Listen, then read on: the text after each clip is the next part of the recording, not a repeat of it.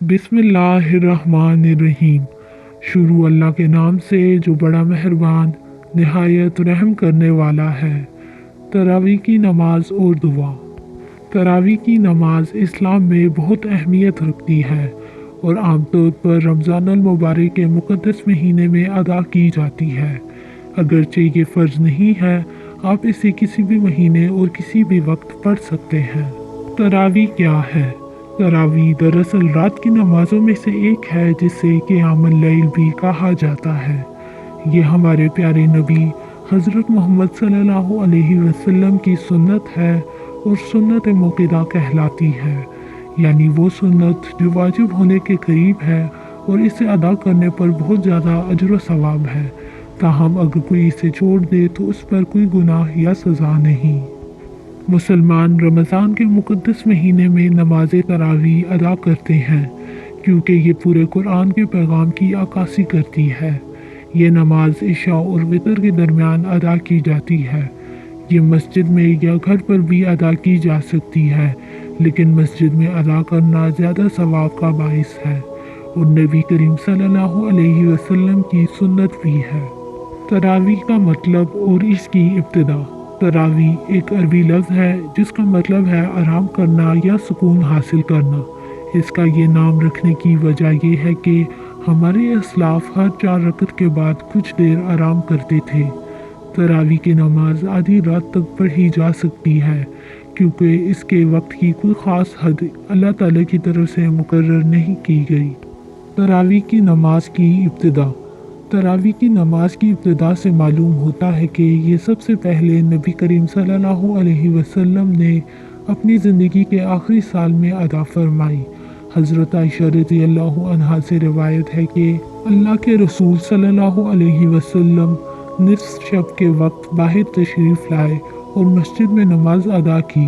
کچھ لوگ بھی آپ کے ساتھ شامل ہو گئے۔ پھر لوگوں میں یہ بات پھیل گئی تو اگلی رات اور زیادہ افراد جمع ہو گئے اور آپ صلی اللہ علیہ وسلم کے ساتھ نماز ادا کرنے لگے۔ تیسری رات بھی نبی کریم صلی اللہ علیہ وسلم باہر تشریف لائے اور نماز ادا کی، لیکن چوتھی رات مسجد نمازیوں سے بھر گئی، یہاں تک کہ جگہ کم پڑ گئی، مگر آپ صلی اللہ علیہ وسلم باہر تشریف نہیں لائے اور فجر کی نماز کے وقت باہر تشریف لائے۔ پھر فرمایا، مجھے خوف ہے کہ کہیں یہ نماز تراویح تم پر فرض نہ کر دی جائے اور تم اس کی ادائیگی سے قاصر نہ رہو۔ پھر نبی کریم صلی اللہ علیہ وسلم کا وصال ہو گیا اور معاملہ اسی حال پر رہا۔ اس کے بعد حضرت عمر بن خطاب رضی اللہ عنہ کے دور خلافت میں تراویح کی نماز کو مساجد میں جماعت کے ساتھ دوبارہ قائم کیا گیا۔ حضرت عمر رضی اللہ عنہ نبی کریم صلی اللہ علیہ وسلم کے جلیل القدر صحابی تھے جو اسلام کی گہری سمجھ رکھنے والے اور اس کی عملی نفاذ میں بے مثال شخصیت تھے۔ انہوں نے اسلام کو ایک مضبوط نظام کے تحت نافذ کیا اور تراویح کی اجتماعی نماز کو بحال کر کے ایک بہترین مثال قائم کی۔ تراویح کی دعا اور اس کا ترجمہ۔ سبحان ذی الملک والملکوت، سبحان ذی العزت والعظمت والہیبت والقدرت والکبریاء والجبروت، سبحان الملک الحی الذی لا ینام ولا یموت، سبوح قدوس ربنا ورب الملائکۃ والروح، اللہم اجرنا من النار، یا مجیر یا مجیر یا مجیر۔ ترجمہ۔ پاک ہے وہ ذات جو پوشیدہ اور ظاہر بادشاہت کا مالک ہے، پاک ہے وہ جو عظمت، جلال، ہیبت، قدرت، بڑائی اور شان و شوکت کا مالک ہے، پاک ہے وہ بادشاہ جو زندہ ہے، نہ سوتا ہے اور نہ ہی فوت ہوتا ہے، وہی سب سے پاک، سب سے مقدس ہے، ہمارا اور فرشتوں اور روح کا رب ہے۔ اے اللہ ہمیں جہنم کی آگ سے بچا لے، اے پناہ دینے والے، اے پناہ دینے والے، اے پناہ دینے والے۔ یہ دعا اللہ تعالیٰ کی بڑائی، اس کی قدرت اور جلال کی تسبیح کے ساتھ جہنم سے پناہ کی طلب پر مشتمل ہے۔ اللہم اجعلنا فی ہذہ اللیلۃ من المقبولین ولا تجعلنا من المحرومین، اللہم اختم لنا شہر رمضان بالرحمۃ والمغفرۃ والعتق من النار، اللہم تقبل قیامنا وصیامنا वसाइर अमालिना अल्लाहुम्मा इन्ना नसअलुकल जन्नता व नऊज़ु बिका मिनन नार। तर्जुमा: ऐ अल्लाह, हमें इस रात में कबूल शुदा लोगों में शामिल फरमा और हमें महरूम लोगों में शामिल ना फरमा। ऐ अल्लाह, हमारे लिए रमज़ान के महीने का अख्तिताम अपनी रहमत, मग़फ़िरत और जहन्नुम से आज़ादी के साथ फरमा। ऐ अल्लाह, हमारे क़याम, हमारे रोज़े और हमारे तमाम अमाल को कबूल फरमा। ऐ अल्लाह, हम तुझसे जन्नत का सवाल करते हैं और जहन्नुम से तेरी पनाह चाहते हैं। आमीन। तरावी कैसे अदा की जाए?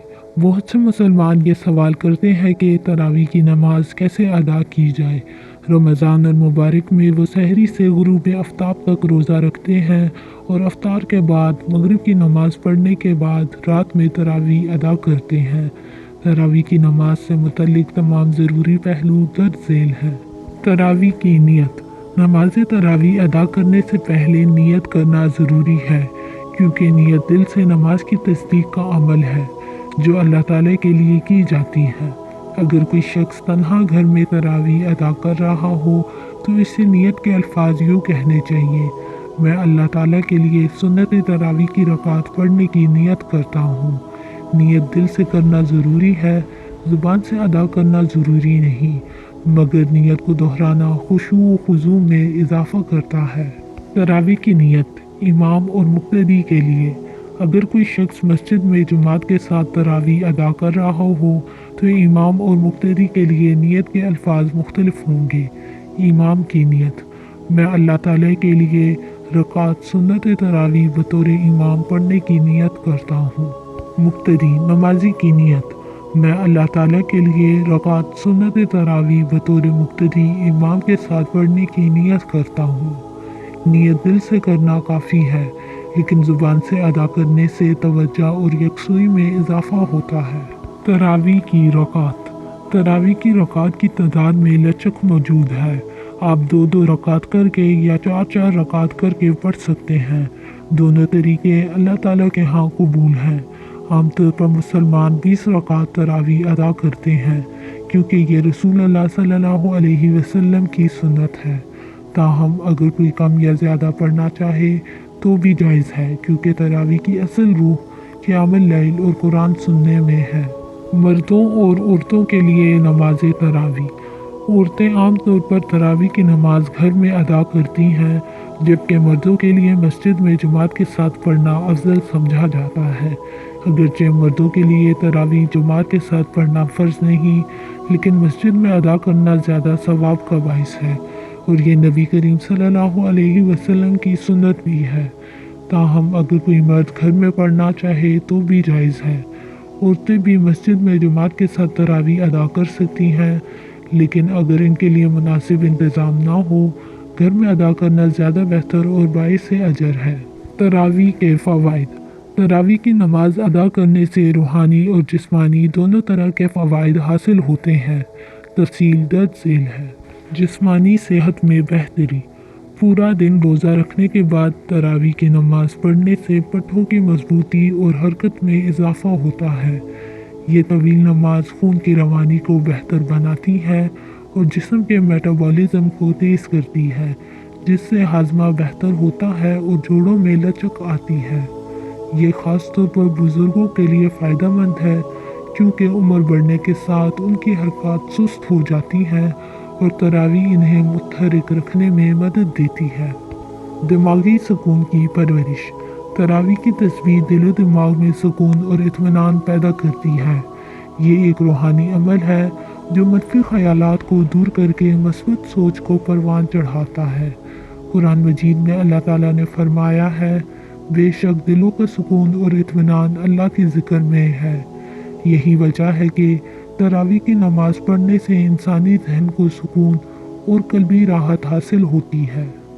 कुरान की तिलावत और हिफ्ज़ को फ़रोग़ देना।